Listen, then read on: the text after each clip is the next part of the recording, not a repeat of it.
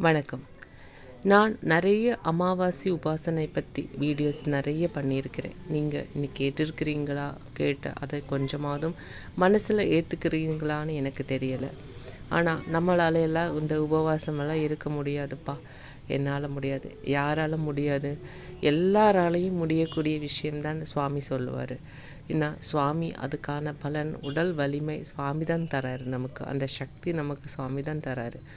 எத்தனையோ வயசானவர்கள் கூட அங்கே உபவாசம் இருக்காங்க. ஒரு தியாகமும் இல்லாத ஆராதனை எந்த தெய்வமும் ஏற்றுக்காது. இத்தனையோ லட்சோபலட்சம் குருபாபா பக்தர்கள் வந்து அமாவாசைக்கும் பௌர்ணமிக்கும் உபவாசம் இருந்து இறைவனை வேண்டும்போது ஒரு உபவாசமும் இல்லாமல் இருக்கிறவங்கள சுவாமி அவங்க பிரார்த்தனையை கேட்பாங்களா? அருள் புரிவாரா? எல்லாரும் நல்லா தானே இருக்கும், எல்லாரும் நல்லா தான் இருக்கிறாங்க. ஆனால் எல்லாருக்குமே அந்த பாதுகாப்பு வளையம் இல்லை.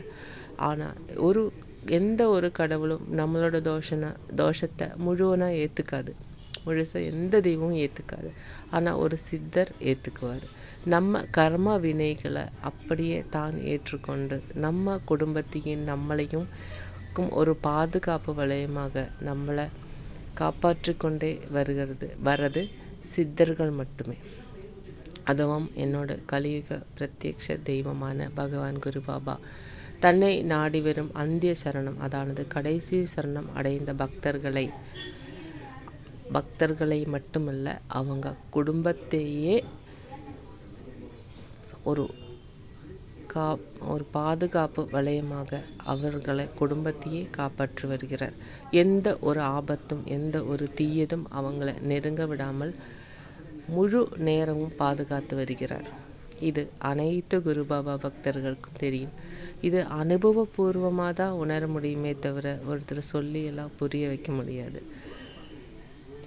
குருபாபா பக்தர்கள் இது கேட்குறவங்களுக்கு நல்லாவே தெரியும் நான் சொல்கிற விஷயம் எந்த அளவுக்கு உண்மை அப்படிங்கிறது. அதானது வாழ்ந்து கொண்டிருக்கிற ஒரு சித்தர், வாழ்ந்து முடிஞ்ச சமாதியான சித்தர்கள் சமாதிக்கெல்லாம் போய் நீங்கள் கும்பிட்றீங்க. எங்களோட சுவாமியும் வாழ்ந்து கொண்டிருக்கும் போது எனக்கு எந்த ஒரு பிரசித்தியும் தேவையில்லை, நான் யாருக்கும் தெரியக்கூடாது அப்படின்னு வாழ்ந்து கொண்டிருப்பவர். ஆனால் இன்னைக்கு நிறைய பேர் துன்பப்பட்டு கொண்டிருக்கார், பல விதமான துன்பத்தில் இருக்கிறாங்க. யாராவது ஒருவர் இந்த வீடியோ கேட்டு காப்பாற்றப்பட்டால் அது அவங்களுக்கும் நல்லது, எனக்கும் நல்லது, எனக்கும் அந்த புண்ணியம் வந்து சேரும் அல்லவா? அதுக்காக தான் இவ்வளோ எக்ஸ்பிளனேஷன். நன்றி. இத்தனை நேரம் பொறுமையாக கேட்டதுக்கு ரொம்ப நன்றி.